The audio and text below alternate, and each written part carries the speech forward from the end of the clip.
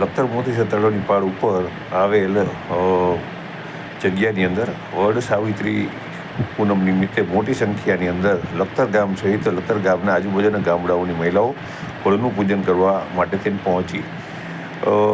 વડ સાવિત્રી એટલે કે સાવિત્રીજી નામના એક સતી હતા. તેમને તેમના પતિનું દુઃખદ અવસાન થતાં તેમના દ્વારા પોતે લડી અને પોતાના પતિનો જીવ પાછો મેળવ્યો, પોતાના પતિને સજીવન કર્યા હતા. ભગવાનને પણ તેમને વરદાન આપ્યું હતું. ત્યારથી આ વડ સાવિત્રી પૂજનનું મહત્ત્વ છે.